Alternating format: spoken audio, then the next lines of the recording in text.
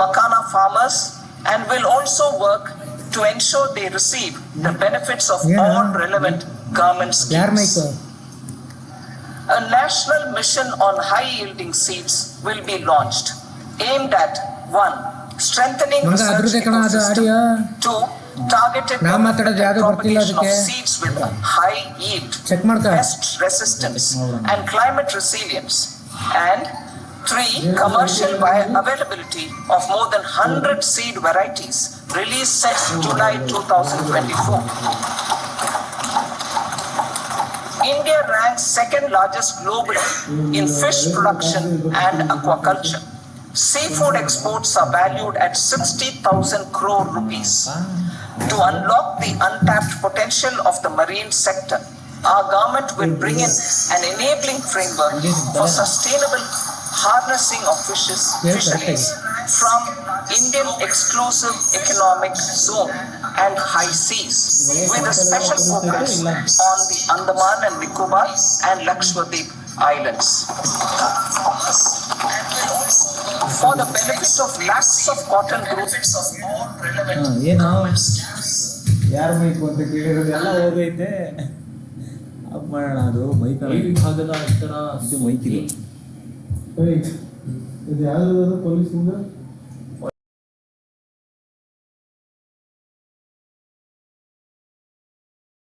Technology support will be provided to farmers. Aligned with our integrated 5F vision for the textile sector, this will help in increasing incomes of the farmers and ensure a steady supply of quality cotton for rejuvenating India's traditional textile sector. Kisan credit cards facilitate short-term loans for 7.7 crore farmers, fishermen, and dairy farmers. The loan limit under modified interest subvention scheme will be enhanced from 3 lakh rupees to 5 lakh rupees for loans taken through the KCC. For Atmanirbharta in urea production, our government had reopened 3 dormant urea plants in the eastern region. To further augment urea supply, a plant with annual capacity of 12.7 lakh metric tons will be set up at Namrup in Assam.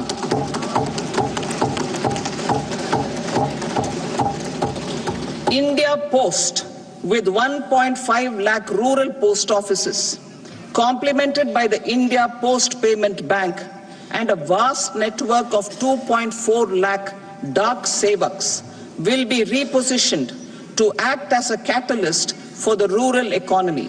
Details are at Annexure C. India Post will also be transformed as a large public logistics organization. This will meet the rising needs of Vishwakarmas, new entrepreneurs, women, self-help groups, MSMEs, and the large business organizations. Our government will provide support to NCDC for its lending operations for the cooperative sector.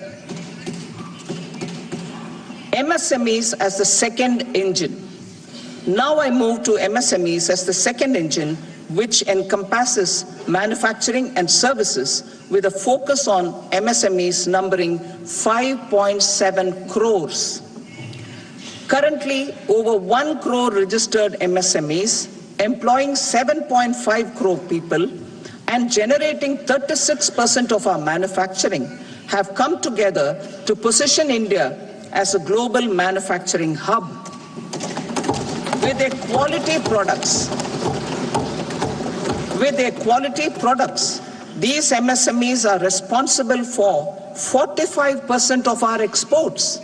To help them achieve higher efficiencies of scale, technological upgradation, and better access to capital, the investment and turnover limits for classification of all MSMEs will be enhanced to 2.5 and 2 times respectively. This will give them the confidence to grow and generate employment for our youth. The details are given in Annexure D. To improve access to credit, the credit guarantee cover will be enhanced.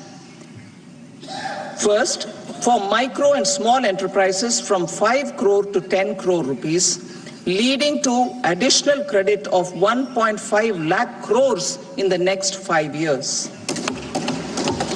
Second, for startups from 10 crore rupees to 20 crore rupees, with the guarantee fee being moderated to 1% for loans in 27 focus sectors which are important for Atmanirbhar Bharat. And for well-run exporter MSMEs, for term loans up to 20 crore rupees. Also for the micro enterprises, we will introduce customized credit cards with a 5 lakh rupee limit for micro enterprises registered on Udyam portal. In the first year, 10 lakh such cards will be issued. Fund of funds for startups. The alternate investment fund, AIFs, for startups have received commitments of more than 91,000 crores rupees. These are supported by the fund of funds set up with the Government of India's contribution of 10,000 crore rupees. Now, a new fund of funds with expanded scope and a fresh contribution of another 10,000 crore rupees will be set up. A new scheme will be launched for 5 lakh women, scheduled castes and scheduled tribes, first-time entrepreneurs. This will provide term loans up to 2 crore rupees during the next 5 years. The scheme will incorporate lessons from the successful Stand Up India scheme. Online capacity building for entrepreneurship and managerial skills will also be organized. Measures for labor-intensive sectors. To promote employment and entrepreneurship opportunities in labor-intensive sectors, our government will undertake specific policy and facilitation measures. To enhance the productivity, quality, and competitiveness of India's footwear and leather sector, a focused product scheme will be implemented. The scheme will support design capacity, component manufacturing, and machinery required for production of non-leather quality footwear, besides the support for leather footwear and products. The scheme is expected to facilitate employment for 22 lakh persons, generate over 4 lakh crore rupees, and exports of over 1.1 lakh crore rupees. Measures for the toys sector. Building on the National Action Plan for Toys, we will implement a scheme to make India a global hub for toys. The scheme will focus on development of clusters, skills, and a manufacturing ecosystem that will create high-quality, unique, innovative, and sustainable toys that will represent the Made in India brand. Support for food processing. In line with our commitment towards Purvodaya, we will establish a National Institute of Food Technology, Entrepreneurship and Management in Bihar. The institute will provide a strong fillip to food processing activities in the entire eastern region. This will result in 1. Enhanced income for the farmers through value addition to their produce, and 2. Skilling entrepreneurship and employment opportunities for the youth. Manufacturing mission, furthering Make in India.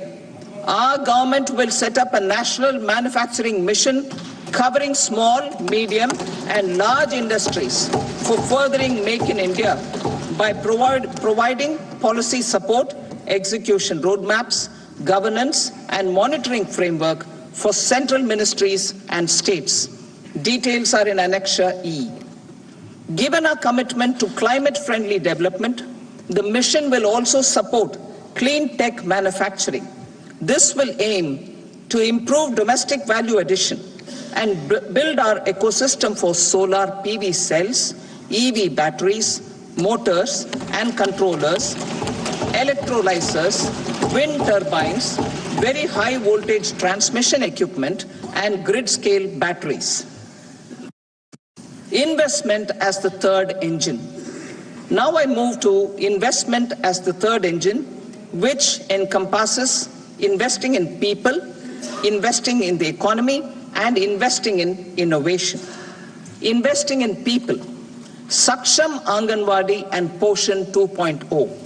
Saksham Anganwadi and Poshan 2.0 program provides nutritional support to more than 8 crore children, 1 crore pregnant women and lactating mothers all over the country, and about 20 lakh adolescent girls in aspirational districts and the Northeast region.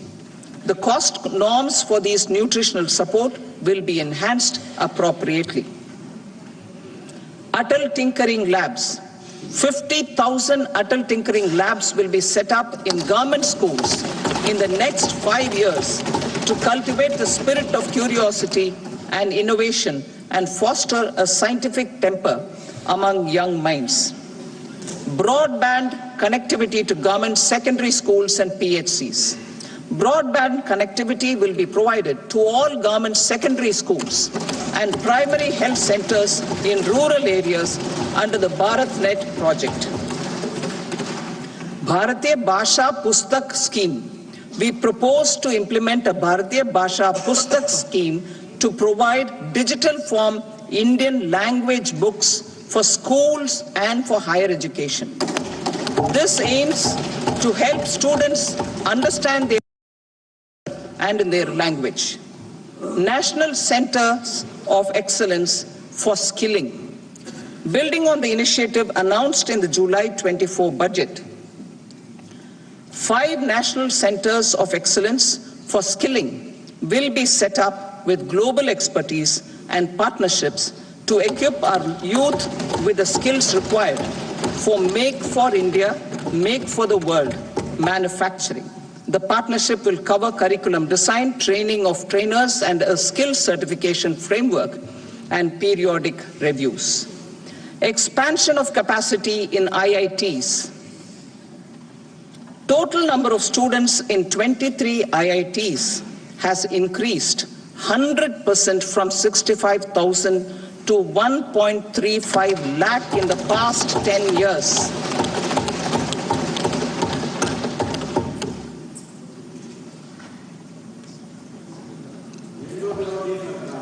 Additional infrastructure will be created in the 5 IITs started after 2014 to facilitate education for 6,500 more students.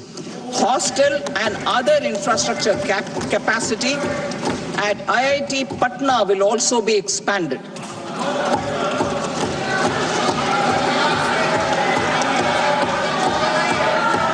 Center of Excellence.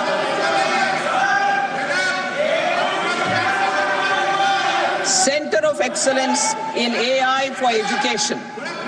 I had announced 3 centers of excellence in artificial intelligence for agriculture, health, and sustainable cities in 2023. Now a center of excellence in artificial intelligence for education will be set up with a total outlay of 500 crores. Expansion of medical education.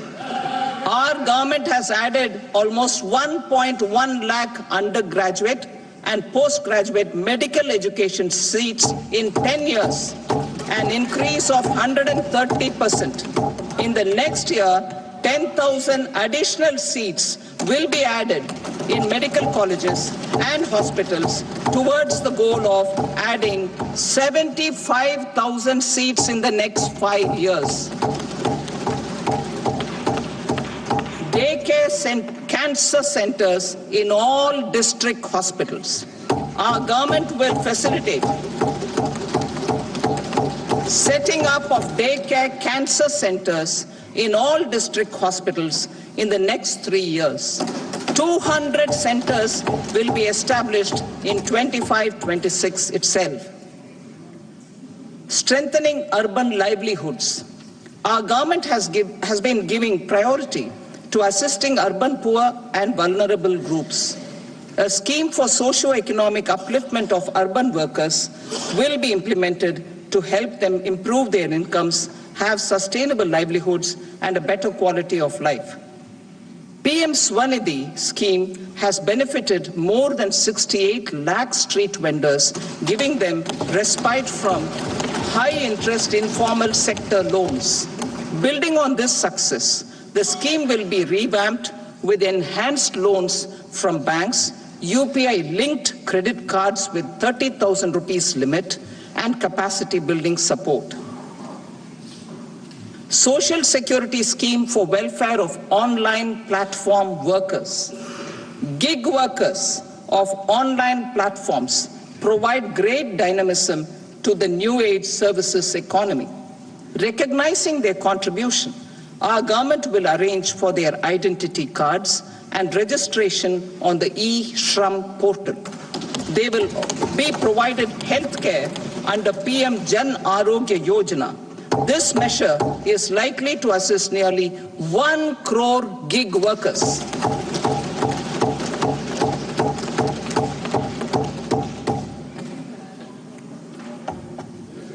Investing in the economy. Public-private partnership in infrastructure. Each infrastructure-related ministry will come up with a 3-year pipeline of projects that can be implemented in PPP mode. States will also be encouraged to do so and can seek support from the India Infrastructure Project Development Fund, which is a scheme to prepare PPP proposals. Support to states for infrastructure. An outlay of 1.5 lakh crore is proposed for the 50-year interest-free loans to states for capital expenditure and incentives for reforms. Building on the success of the first asset monetization plan announced in 2021, the second plan for 2025 to 30 will be launched to plow back capital of 10 lakh crore in new projects. Regulatory and fiscal measures will be fine-tuned to support the plan. Jal Jeevan Mission. Since 2019, 15 crore households representing 80% of India's rural population have been provided access to portable tap water connections. To achieve 100% coverage, I am pleased to announce the extension of this mission until 2028 with an enhanced total outlay. The mission's focus will be on the quality of infrastructure and O&M of rural piped water supply schemes through Jan Bhagidari. A separate MOU or separate MOUs will be signed with the states and union territories to ensure sustainability and citizen-centric water services delivery. Urban sector reforms. Building on the July budget proposals, urban sector reforms related to governance, municipal services, urban land and planning will be incentivized. Urban Challenge Fund. The government will set up an urban challenge fund of 1 lakh crore rupees to implement the proposals for cities as growth hubs, creative redevelopment of cities, and for water and sanitation purposes announced in the July budget. This fund will finance up to 25% of the cost of bankable projects, with a stipulation that at least 50% of the cost is funded from bonds, bank loans, and PPPs. An allocation of 10,000 crore is proposed in 2025-26. Power sector reforms. We will incentivize electricity distribution reforms and augmentation of intra-state transmission capacity by states. This will improve financial health and capacity of electricity companies. Additional borrowing of 0.5% of GSDP will be allowed to states contingent on these reforms. Nuclear energy mission for Vikasit Bharat. Development of at least 100 gigawatt of nuclear energy by 2047 is essential for our energy transition efforts. For an active partnership with the private sector towards this goal, amendments to the Atomic Energy Act and the Civil Liability for Nuclear Damage Act will be taken up. A nuclear energy mission for research and development of small modular reactors with an outlay of 20,000 crore will be set up. At least 5 indigenously developed small modular reactors will be operationalized by 2033. Shipbuilding. The shipbuilding financial assistance policy will be revamped to address cost disadvantages. This will also include credit notes for shipbreaking in Indian yards to promote the circular economy. Large ships above a specified size will be included in the infrastructure harmonized master list. Shipbuilding clusters will be facilitated to increase the range, categories, and capacity of ships. This will include additional infrastructure, facilities, skilling, and technology to develop the entire ecosystem. Maritime Development Fund. For long-term financing for the maritime industry, a Maritime Development Fund with a corpus of 25,000 crore rupees will be set up. This will be for distributed support and promoting competition. This will have up to 49% contribution by the government, and the balance will be mobilized from ports and from private sector. UDAN regional connectivity schemes. UDAN has enabled 1.5 crore middle-class people to meet their aspirations for speedier travel. The scheme has connected 88 ports, airports, and operationalized 619 routes.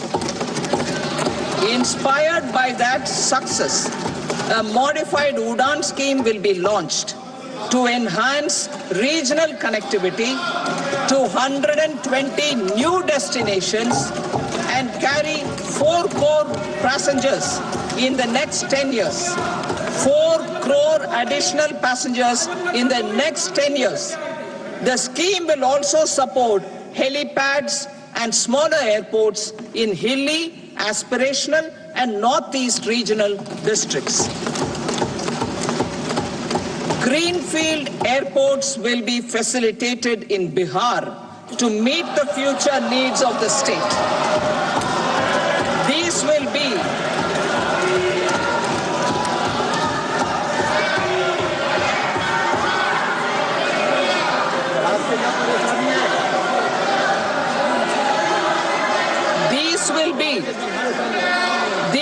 be in addition to the expansion of the capacity of Patna Airport and a brownfield airport in Beta. Western Kosi Canal project in Mithilanchal. Financial support will be provided for the Western Kosi Canal ERM project, benefiting a large number of farmers, cultivating over 50,000 hectares of land in the Mithilanchal region of Bihar. Mining sector reforms. Mining sector reforms, including those for minor minerals, will be encouraged through sharing of best practices and institutions of a state mining index.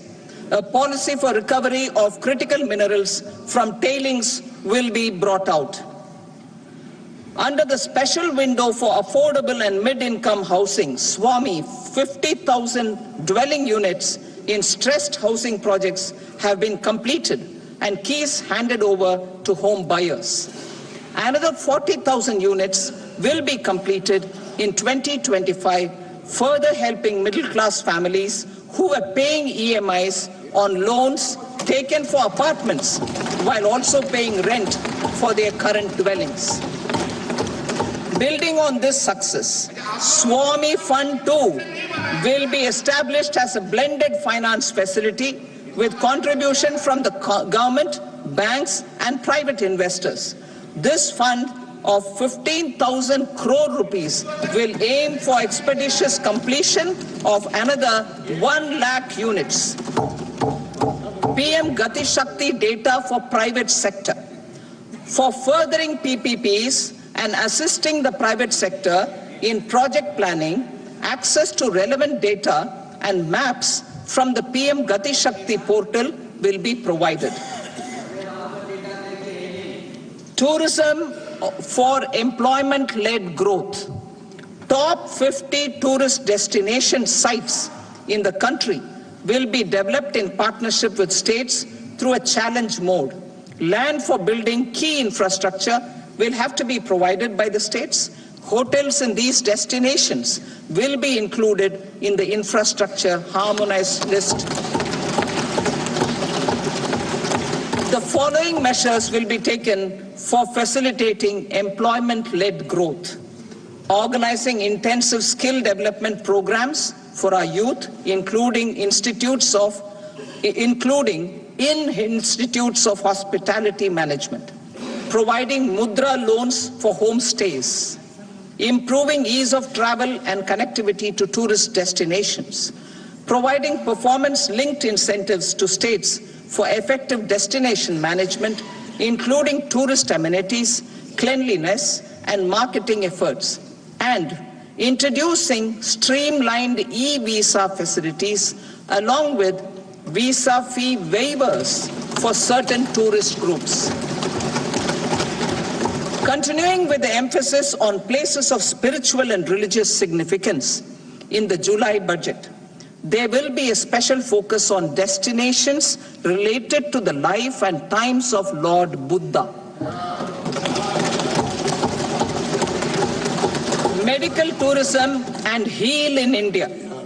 Medical tourism and heal in India will be promoted in partnership with the private sector along with capacity building and easier visa norms. Investing in innovation.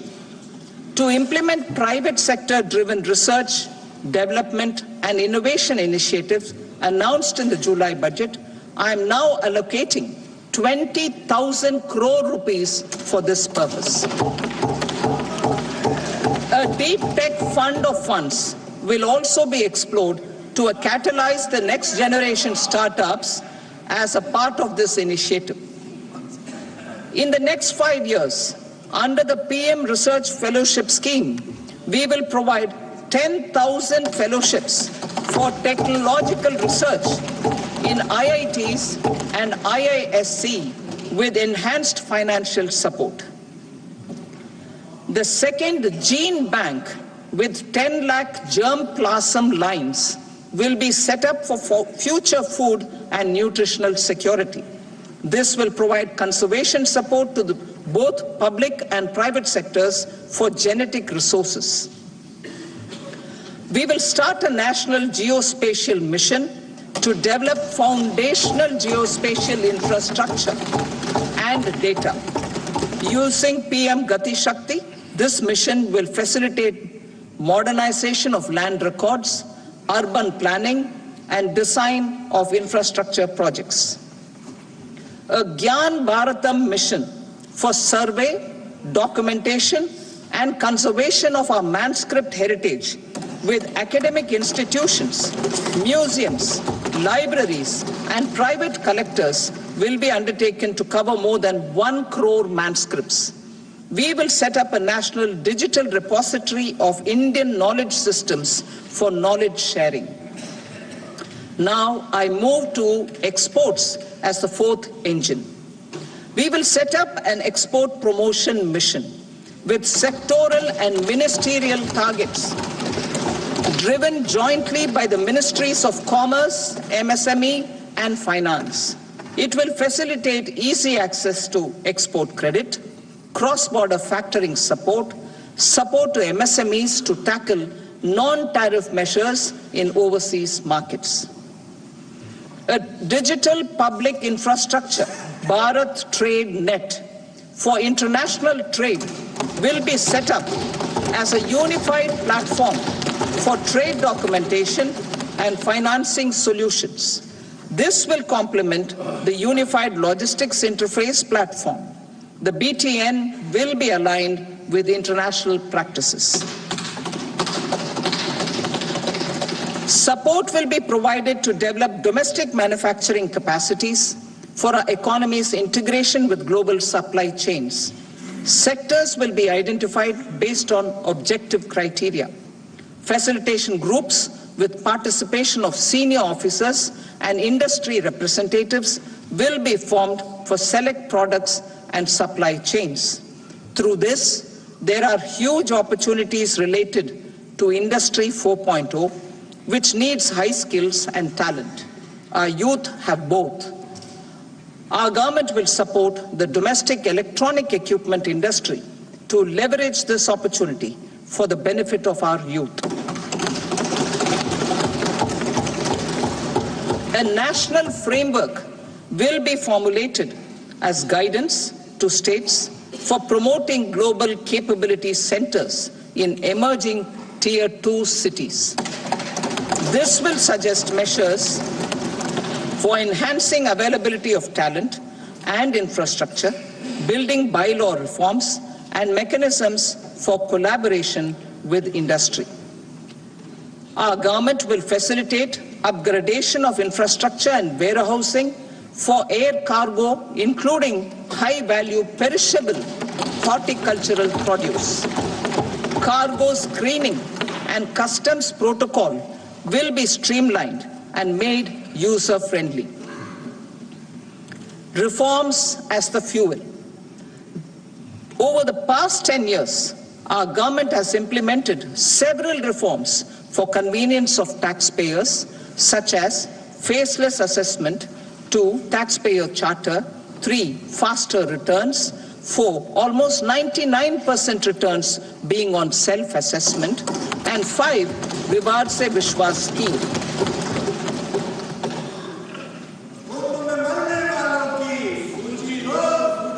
Continuing these efforts, I reaffirm the commitment of the tax department to trust first, scrutinize later. I also propose to introduce the new income tax bill next week. I will detail the indirect tax reforms and changes in direct taxes in Part B. Financial sector reforms. The FDI limit for the insurance sector will be raised from 74 to 100%. This enhanced limit will be available for those companies which invest the entire premium in India. The current guardrails and conditionalities associated with foreign investment will be reviewed and simplified. The services of India Post Payment Bank will be deepened and expanded in rural areas. NABFID will set up a partial credit enhancement facility for corporate bonds for infrastructure. Public sector banks will develop Grameen Credit Score framework to serve the credit needs of SHG members and people in rural areas. A forum for regulatory coordination and development of pension products will be set up. To implement the earlier announcement on simplifying the KYC processes, the revamped Central KYC Registry will be rolled out in 2025. We will also implement a streamlined system for periodic updating. Requirements and procedures for speedy approval of company mergers will be rationalized. The scope for fast-track mergers will also be widened and the process made simpler. As proposed in the interim budget, We signed bilateral investment treaties with 2 countries in 2024 to encourage sustained foreign investment, and in the spirit of First Develop India, the current model BIT will be revamped and made more investor-friendly. In the last 10 years, in several aspects, including financial and non-financial, our government has demonstrated a steadfast commitment to ease of doing business. We are determined to ensure that our regulations must keep up with technological innovations and global policy developments. A light touch regulatory framework based on principles and trust will unleash productivity and employment.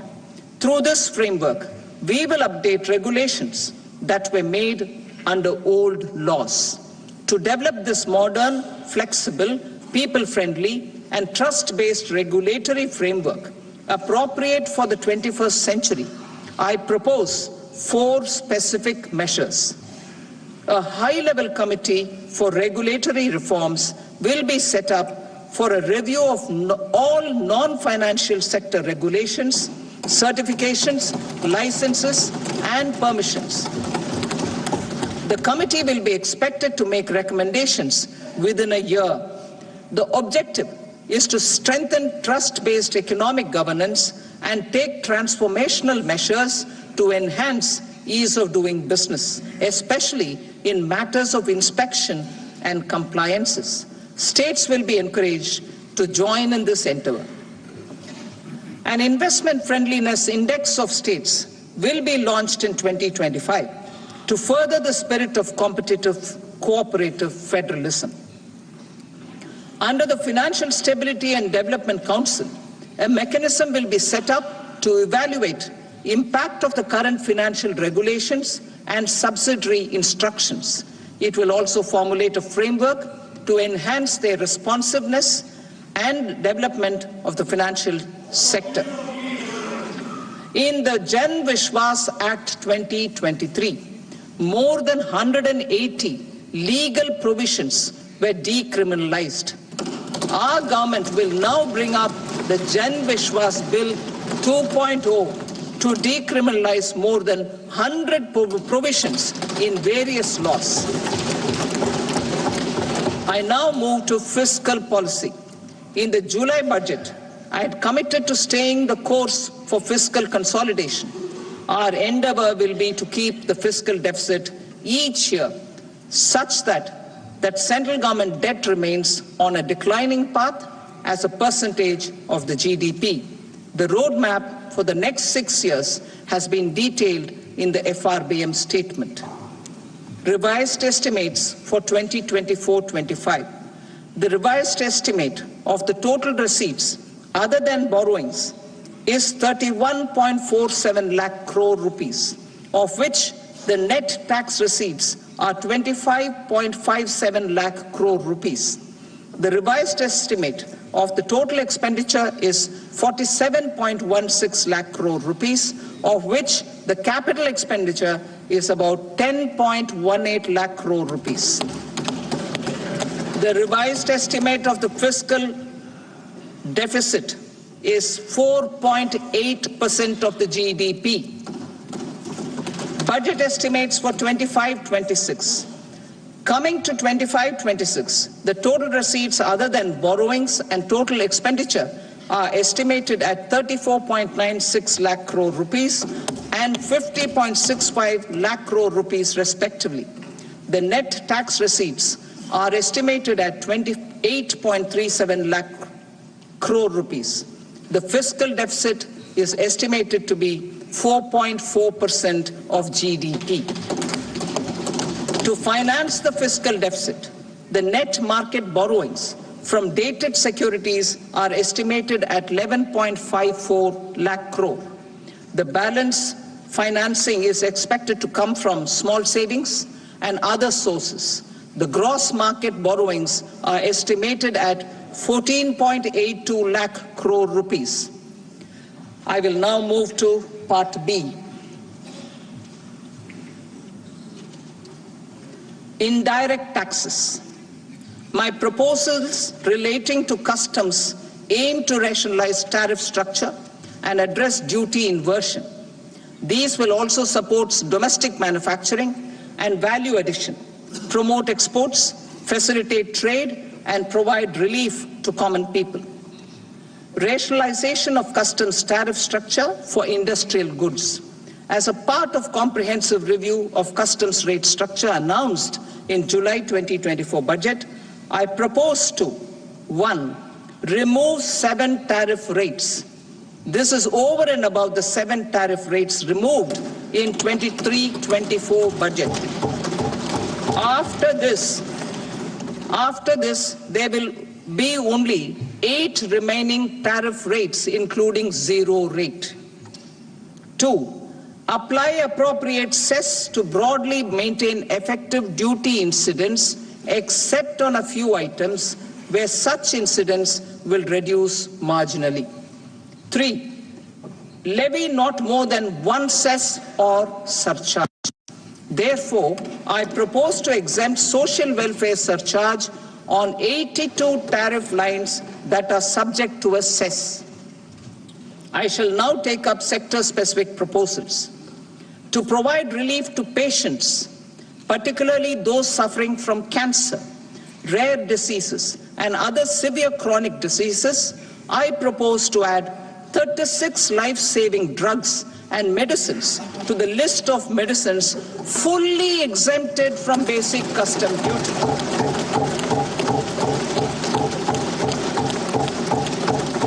I also propose to add 6 life-saving medicines to the list attracting concessional custom duty of 5%. Full exemption and concessional duty will also respectively apply on the bulk drugs for manufacture of the above. Specified drugs and medicines under patient assistance programs run by the pharmaceutical companies are fully exempt from BCD, provided the medicines are supplied free of cost to the patients. I propose to add 37 more medicines along with 13 new patient assistance programs. Support to domestic manufacturing and value addition. Critical minerals. In the July 2024 budget, I had fully exempted BCD on 25 critical minerals that are not domestically available. I had also reduced BCD of 2 other such minerals to provide a major fillip to their processing, especially by MSMEs. Now, I propose to fully exempt cobalt powder and waste, the scrap of lithium-ion battery, lead, zinc, and 12 more critical minerals. This will help secure the availability for manufacturing in India and promote more jobs for our youth. To promote domestic production of technical textile products such as agro-textiles, medical textiles, and geotextiles at competitive prices, I propose to add 2 more types of shuttle-less looms to the list of fully exempted textile machinery. I also propose to revise the BCD rate on knitted fabrics covered by 9 tariff lines from 10 or 20 to 20% or 115 rupees per kg, whichever is higher. Electronic goods.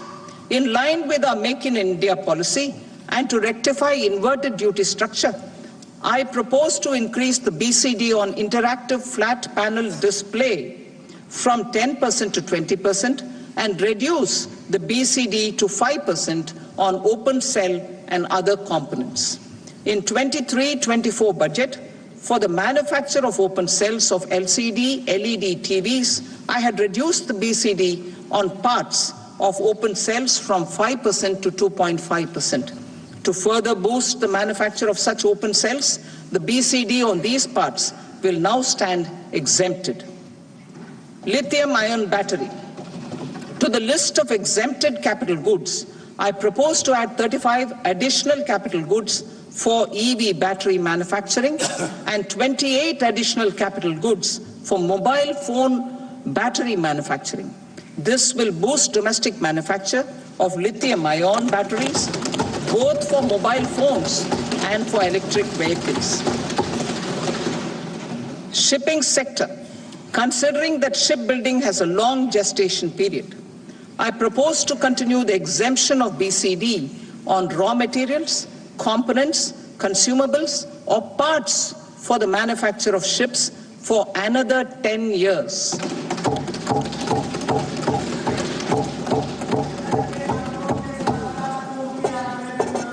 I also propose the same dispensation for shipbreaking to make it more competitive. Telecommunication.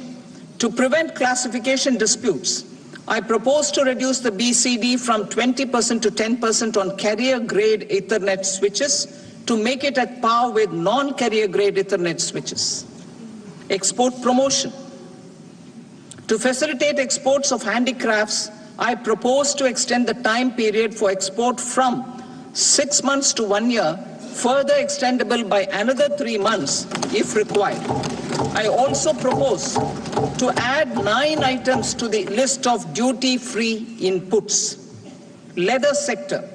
I propose to fully exempt BCD on wet blue leather to facilitate imports for domestic value addition and employment. I also propose to exempt crust leather from 20% export duty to facilitate exports by small tanners. Marine products. To enhance India's competitiveness in the global seafood market, I propose to reduce BCD from 30% to 5% on frozen fish paste, surimi, for manufacture and export of its analog products. I also propose to reduce BCD from 15% to 5% on fish hydrolysates for manufacture of fish and shrimp feed. In July 2024 budget, to promote development of domestic MROs for aircraft and ships, I had extended the time limit for export of foreign origin goods that were imported for repairs from 6 months to 1 year and further extendable by 1 year. I now propose to extend the same dispensation for railway goods. Time limit for provisional assessment. Presently, the Customs Act 1962 does not provide any time limit to finalize provisional assessments, leading to uncertainty and cost to trade. As a measure of promoting ease of doing business, I propose to fix a time limit of 2 years, extendable by a year, for finalizing the provisional assessment. I propose to introduce a new provision that will enable importers or exporters, after clearance of goods, to voluntarily declare material facts and pay duty with interest but without penalty. This will incentivize voluntary compliance. However, this will not apply in cases where department has already initiated audit or investigation proceedings. For industry to better plan their imports, I propose to extend the time limit for the end use of imported inputs in the relevant rules from 6 months to 1 year. This will provide operational flexibility in view of cost and uncertainty of supply. Further, such importers will now have to file only quarterly statements instead of a monthly statement.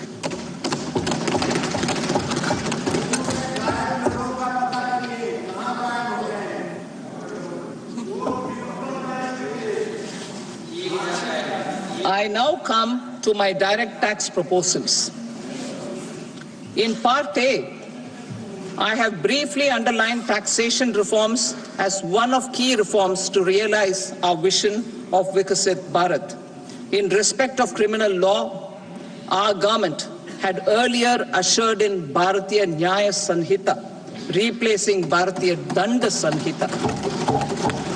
I am happy to inform this August House and the country that for new income tax bill, will carry forward the same spirit of Nyaya in its drafting as well. The new bill will be clear and direct in text, with close to half of the present law in terms of both chapters and words. It will be simple to understand for taxpayers and tax administrators, leading to tax certainty and reduced litigation.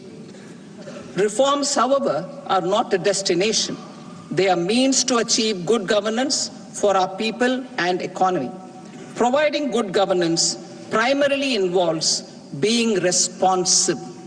The Tirukural captures this in verse 542, which reads, "Vaanokki vaazhum ulagallam, mannavan kol nokki vaazhum kudi," meaning, just as the living beings live expecting rains, citizens live expecting good governance.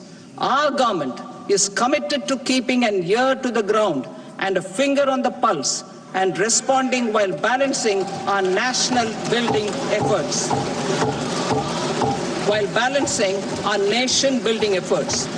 The following measures will detail just how our government will, under the guidance of PM Modi, has taken steps to understand and address.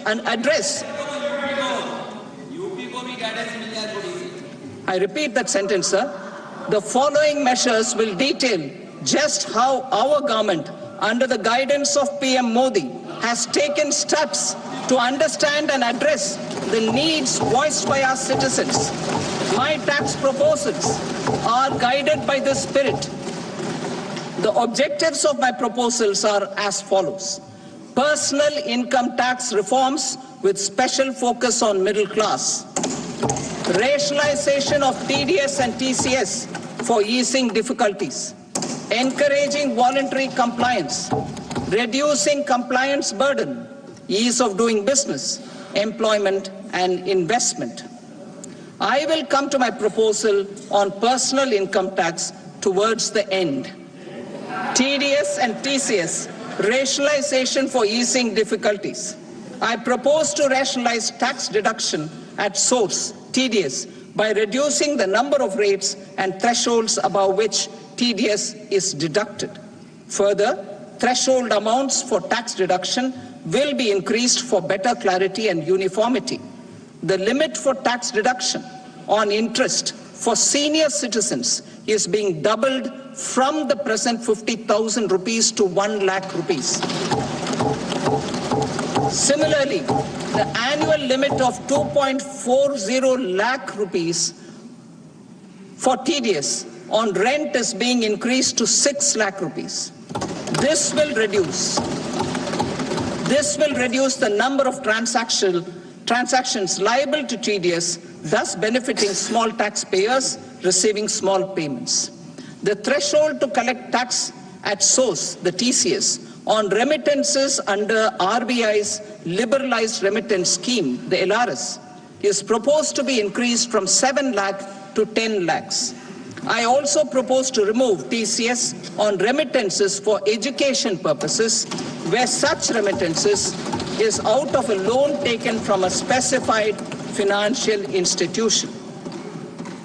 Both TDS and TCS are being applied on any transaction related to sale of goods. To prevent such compliance difficulties, I propose to omit the TCS. I also propose that the provisions of the higher TDS deduction will now apply only in non-PAN cases. In July 2024, the delay for payment of TDS up to the due date of filing statement was decriminalized. I propose to provide the same relaxation to TCS provisions as well. The government under the leadership of Prime Minister Modi believes in Sabka Saath, Sabka Vikas, Sabka Vishwas and Sabka Prayas. In line with this, we brought in updated return facility in 2022 for voluntary compliance by taxpayers who had omitted to report their correct income. Our trust in taxpayers was proved right. Nearly 90 lakh taxpayers voluntarily updated their incomes by paying additional tax. Taking this trust further, I now propose to extend the time limit to file updated returns for any assessment year from the current limit of 2 years to 4 years. I propose to reduce the compliance burden for small charitable trusts and institutions by increasing their period of registration from 5 years to 10 years. It is also proposed that disproportionate consequences do not arise for minor defaults such as incomplete applications filed by charitable entities. Presently, taxpayers can claim the annual value of self-occupied properties as nil only on the fulfillment of certain conditions. Considering the difficulties faced by taxpayers, it is proposed to allow the benefit of 2 such self-occupied properties without any condition. To streamline the process of transfer pricing and to provide an alternative to yearly examination, I propose to introduce a scheme for determining arm's length price of international transaction for a block period of 3 years. This will be in line with global best practices.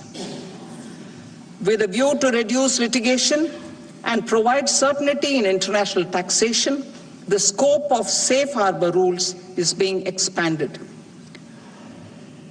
A number of senior and very senior citizens have very old national savings schemes accounts. As interest is no longer payable on such accounts, I propose to exempt withdrawals made from NSS by individuals on or after 29th August 2024. I am also proposing to allow similar treatment to NPS Vatsalya accounts as is available to normal NPS accounts subject to overall limits. In my speech in July 2024, I had promised that all processes, including giving effect to appellate orders, shall be digitalized and made paperless over the next 2 years. So I'm happy to announce that digitalization is being made operational now.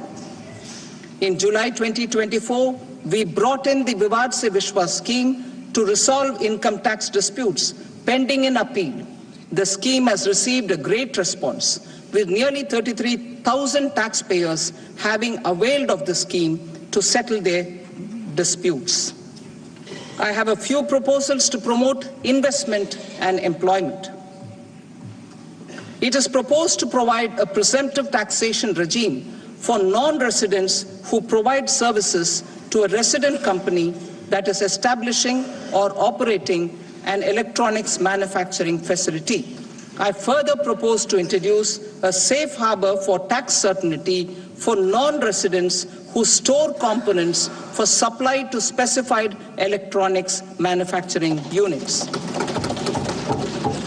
Presently, the tonnage tax scheme is available only to sea-going ships.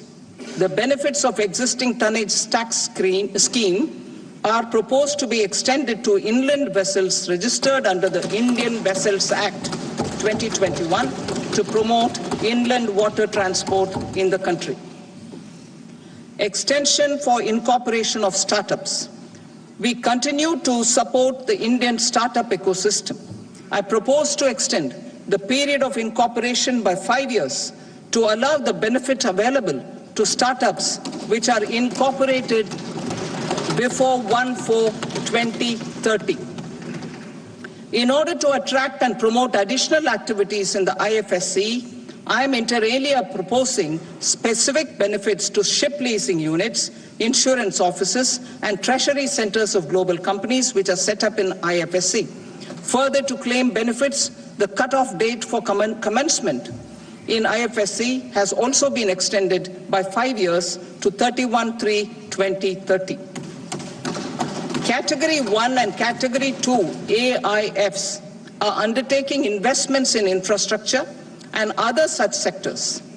I propose to provide certainty of taxation to these entities on the gains from securities. To promote funding from sovereign wealth funds and pension funds to the infrastructure sector, I propose to extend the date of making an investment by 5 more years up to 31st March 2030.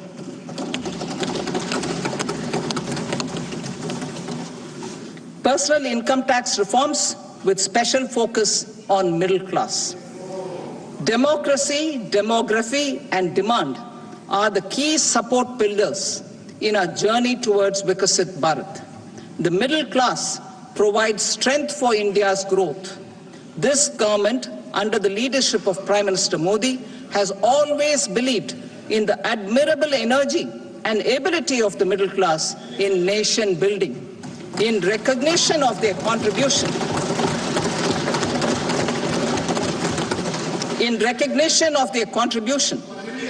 we have periodically reduced their tax burden. Right after 2014, the nil tax slab was raised to 2.5 lakhs of rupees, which was further raised to 5 lakh rupees in 2019 and to 7 lakh rupees in 2023. This is reflective of our government's trust on the middle class taxpayers. I am now happy to announce that there will be no income tax payable up to income of 12 lakh rupees.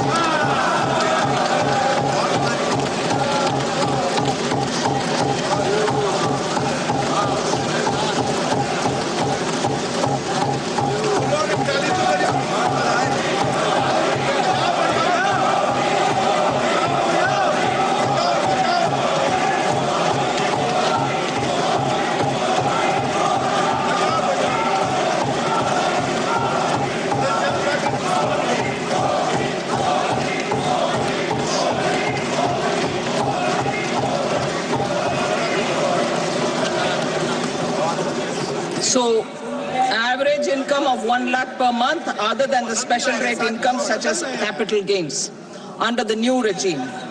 This limit will be 12.75 lakh for salaried taxpayers due to the standard deduction of 75,000. Slabs and rates are being changed across the board to benefit all taxpayers. The new structure will substantially reduce the taxes of the middle class and leave more money in their hands, boosting household consumption, savings, and investment. In the new tax regime, I propose to revise tax rate structures as follows: 0 to 4 lakh rupees nil, 4.8 lakh rupees to 4 to 8 lakh rupees 5%, 8 to 12 lakh rupees 10%, 12 to 16 lakh rupees 15%, 16 to 20 lakh rupees 20%, 20 to 24 lakh rupees 25%, and above 24 lakh rupees 30%. To taxpayers up to 12 lakh of normal income other than special rate income such as capital gains. I read that again. To taxpayers up to 12 lakh of income other than special rate income such as capital gains, tax rebate is being provided in addition to the benefit due to slab rate reduction in such a manner that there is no tax payable by them. The total tax benefit of slab rate changes and rebate at different income levels can be illustrated with a few examples. A taxpayer in the new regime with an income of 12 lakh rupees will get a benefit of 80,000 rupees in tax, which is 100% of tax payable as per the existing rates. A person having income of 18 lakh rupees will get a benefit of 70,000 rupees in tax, that is 30% of tax payable as per existing rates.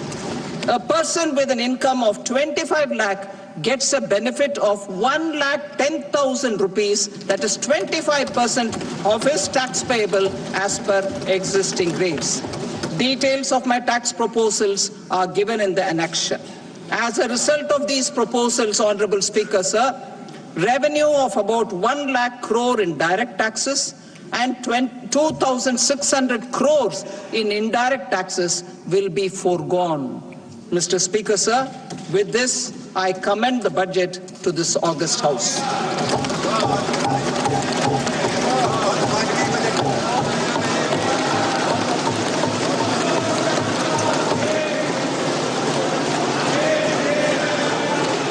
Item number 2, Srimati Nirmala Sitharaman.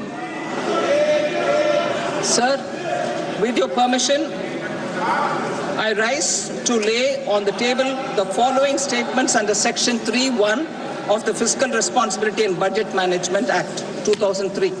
Medium-term fiscal policy cum fiscal policy strategy statement and macroeconomic framework statement. Item number 3, Srimati Nirmala Sitharaman. Sir, with your permission, I rise to move for leave to introduce the Finance Bill 2025. प्रश्न ये है कि विधेयक को पुनर्स्थापित करने की अनुमति प्रदान की जाए। जो सदस्य इसके पक्ष में हाँ गए, जो सदस्य विरोध में ना गए, मेरे विचार में निर्णय हाँ वालों के पक्ष में हुआ, हाँ वालों के पक्ष में अनुमति प्रदान की जाती है। माननीय मंत्री जी अब विधेयक को पुनर्स्थापित करें। Sir, I introduce the bill. Thank you. सभा की कार्रवाई सोमवार दिनांक 3 फरवरी 2025 को प्राप्त 11 बजे तक के लिए स्थगित की जाती है।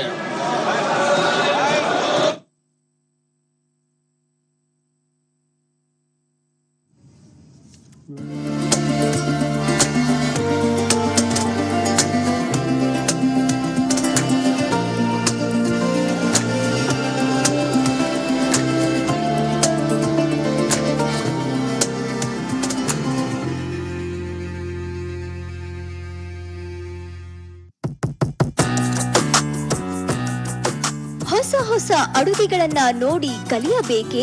ಕಲಿತು ಮಾಡಲು ಬಿಸಿ ಬಿಸಿ ಸವಿಯಲು ನೀವು ಖುಷಿ ಖುಷಿ. ಹಾಗಾದರೆ ನಿಮಗಿದೆ ಇಲ್ಲೊಂದು ಸಂತೋಷದ ಸುದ್ದಿ. ಆರೋಗ್ಯಕರ ರುಚಿಕರ ಹುಳಿಯುಪ್ಪು ಸಿಹಿ ಖಾರ. ಹಿಂದೆ ನೀವೆಲ್ಲ ಆಹಾ ಎಂತ ರುಚಿ ಕಾರ್ಯಕ್ರಮ ನೋಡ್ತಾ ಬಂದಿದ್ದೀರಾ.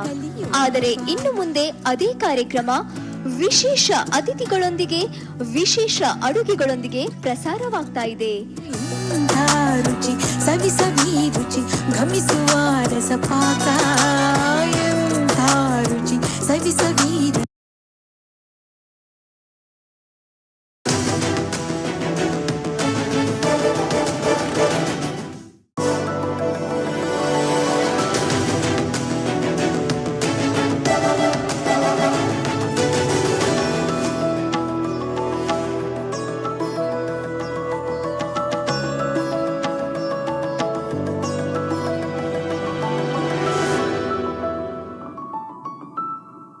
Sharks, the future is here. लेकिन फ्यूचर में जाने से पहले थोड़ा रिवाइंड कर लें। एक जमाना था जब कैश की ऐश थी, सारे पेमेंट्स नोटों से ही हो जाया करते थे। फिर आए प्लास्टिक डेबिट क्रेडिट कार्ड्स, जो ऐसे पॉस मशीन्स पर हम स्वाइप किया करते थे। वो स्वाइप कार्ड्स इवॉल्व होकर बन गए डिप कार्ड्स, और डिप कार्ड्स बन गए टैप कार्ड्स।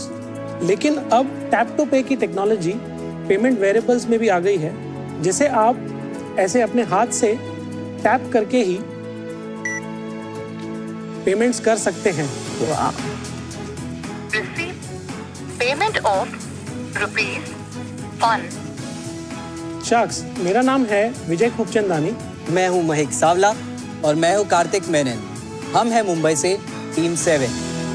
हम बनाते हैं फास्ट, कूल और seamless payment variable smart rings.